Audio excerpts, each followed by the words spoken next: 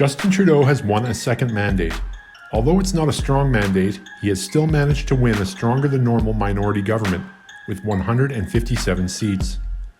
While losing the popular vote, Trudeau is the second Prime Minister in Canada's history to win government with such a weak support from voters.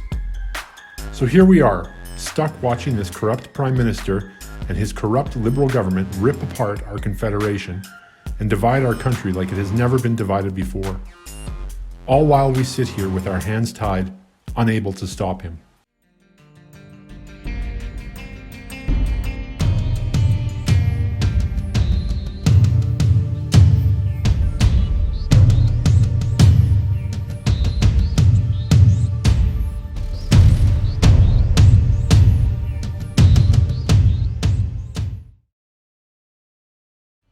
The evidence for Justin Trudeau's inability to unite us as a country is in the election results.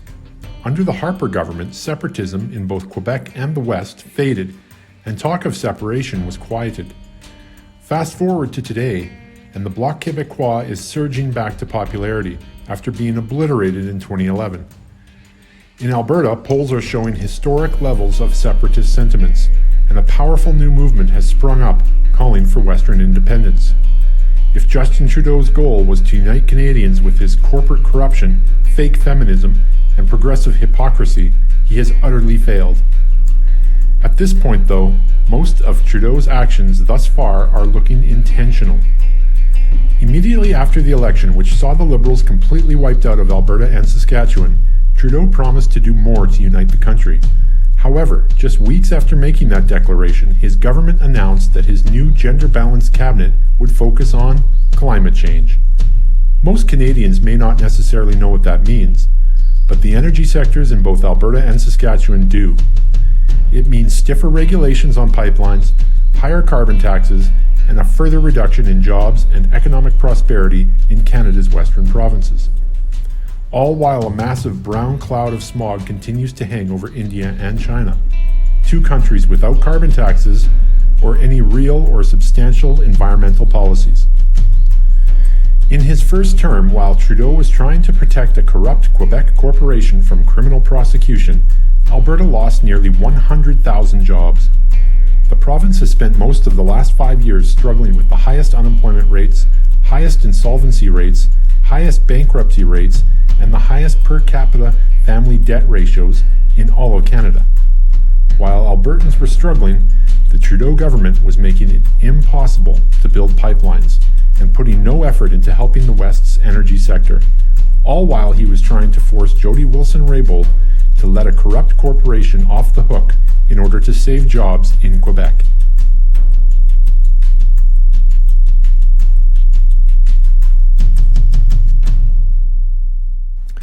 If it weren't for British Columbia's strong tourism industry, the province would be facing the same struggles as Alberta. Although BC is the exception in the West, that trend might not continue as John Horgan continues to force BC's cost of living sky high.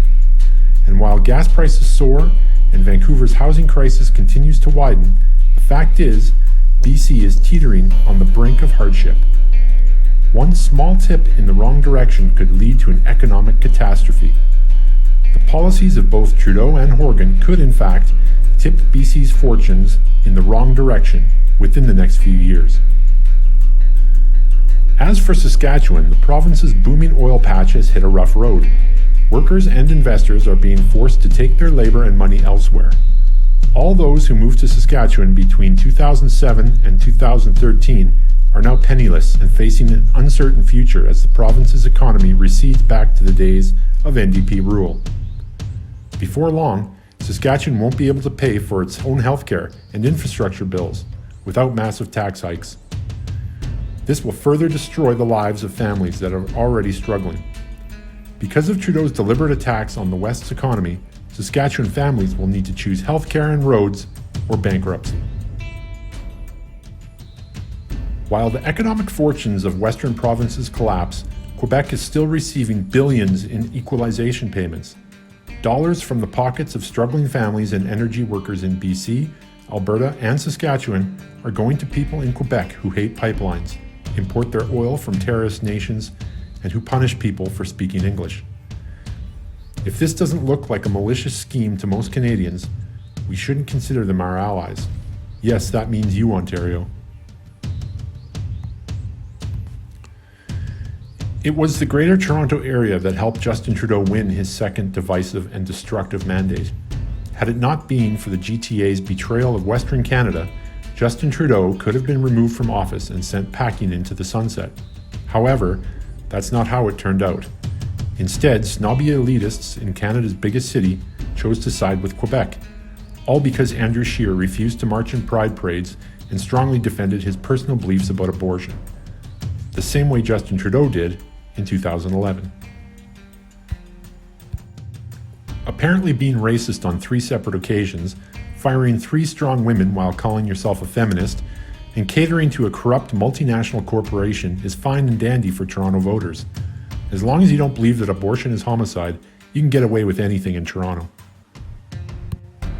As we continue to struggle with a corrupt Liberal minority propped up and defended by the NDP, who we could argue is just as corrupt a party for defending the Liberals, we can only imagine what Canada would look like if Justin Trudeau had never existed, or if he disappeared tomorrow.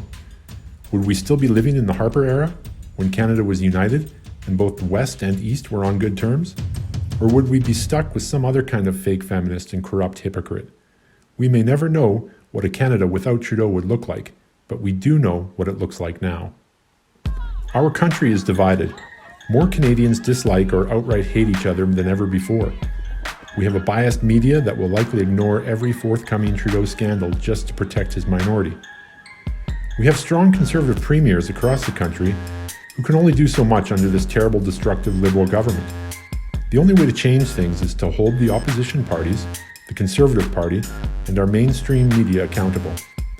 The only way to beat Trudeau is to unite and to let his true colors shine by shedding a spotlight on the facts. Trudeau is a traitor, a liar, a cheat, a hypocrite, and an arrogant asshole. Together, the GTA, the Maritimes, and the West can end his career and unite this great country we call home.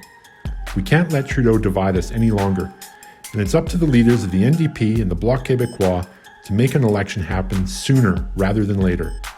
Together we can, and we will make Canada one again.